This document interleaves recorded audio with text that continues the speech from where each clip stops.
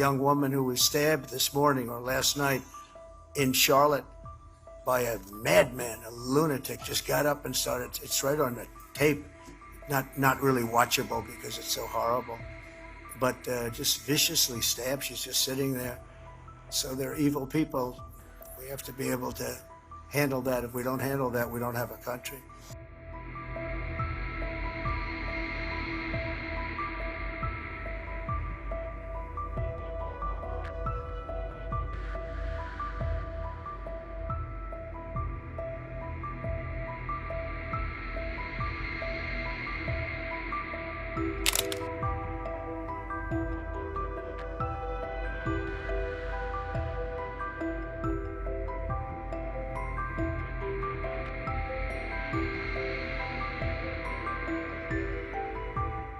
And you know, people don't realize about the Biden administration.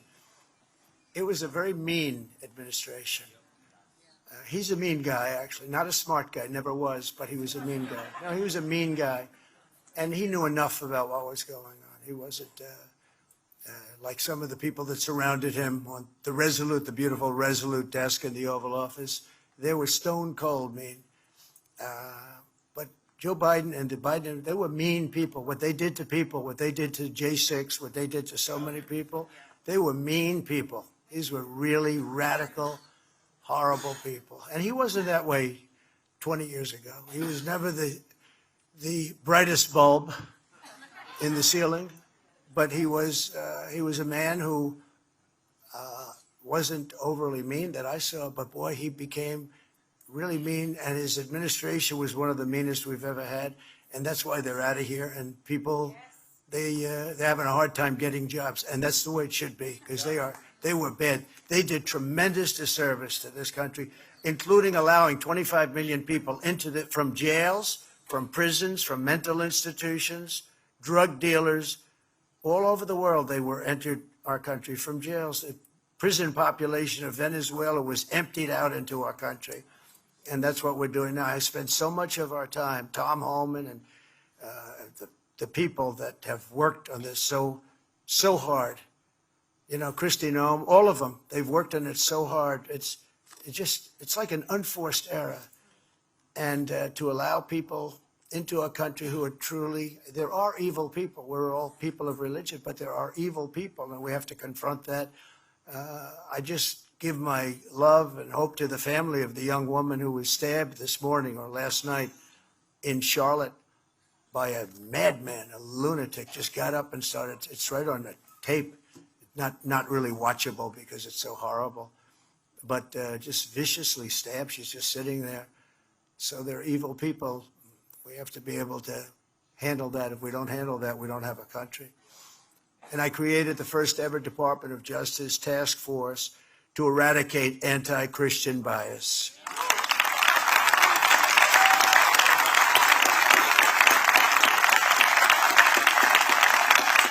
And for those people that are a little bit naive or not well-read, there is a tremendous anti-Christian bias. We don't hear about it. We don't think about it. You hear about anti-Semitic, but you don't hear about anti-Christian. Now, you have a strong anti-Christian bias, but we're ending that rapidly. I will tell you, it's a whole. We're in a much different world today than we were 1 year ago. This is like a different world. And to support parents' rights, we're fighting, as you know, for school choice, which most people want. Most people want it. I'll tell you.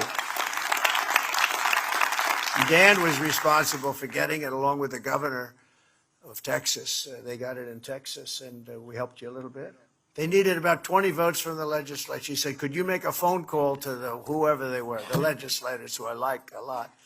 But they were about 20 votes short, and they have been for about 10 years. I said, all right, let's give it a shot. So I gave a big talk to who were they, senators? They were House members, but you also helped us defeat about 15 anti-school choice people. That's right. We defeated a lot of anti-school choice. But anyway, he got it done. So congratulations. That was a big accomplishment. But as part of our tax cuts, we've created a massive tax credit for school choice scholarships so that you can send your child to a school that shares your values, and You get tax credits and all sorts of good things happening. And I'm also taking action against anti-Semitic and anti-Christian bias in our institutions of higher learning. You've been watching that play out. They're making very substantial settlements. And Leo's involved and Pam Bondi's involved. We've launched. You know, we're getting hundreds of millions of dollars in settlements, Pam, and Leo called me up, sir, you can do better than that. I said, what am I going to do? I'm going to get one way he really likes it. But he always says, everyone else says, that's amazing. Except for Leo. He says, sir, you could have gotten more. Oh, good. Thanks, Leo. But we've launched sweeping civil rights and Title IX investigations into more than 60 colleges going on currently, and universities to stop their violations of civil liberties and First Amendment freedoms. And, you know, we're involved very much in Harvard. That's one that people seem to be reading about more than others. We have many going. And other than having a radical left judge, we have a very radical left judge. But, you know, the appellate courts have been really good to us. So you go before some of these judges, no matter how good a case you have, you can't win. But we've had a lot of them, but we've done very well in the appellate level. And the case of Harvard, we have an absolute radical left judge, disgraceful, should not even be there. But we're doing very well with Harvard, and we're doing very well with all of them. And where we don't win at the lower courts, which sometimes we do, in some states we get a very fair shake. In other states, it's not even possible. But we've done very well at the appellate level and at the United States Supreme Court. But this includes an unprecedented $200 million payment from Columbia University. Columbia paid us $200 million essentially in fines and penalties. But many more settlements are soon to follow. And they're going to be behaving because they understand we're coming back.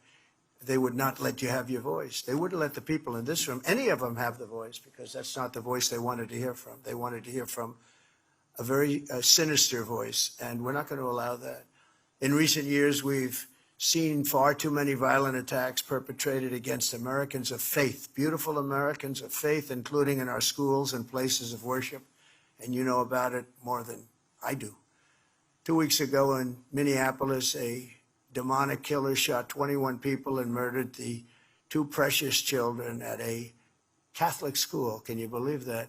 Hard to believe. And time goes by and people say, oh, I sort of remembered, but I remembered, I'll always remember it. What a horrible thing. Too many happens too much.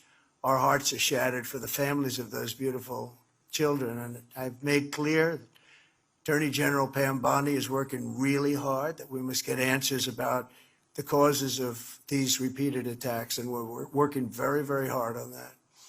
The Trump administration will have no tolerance for terrorism or political violence, and that includes hate crimes against Christians, Jews, or anybody else. We're not going to allow it.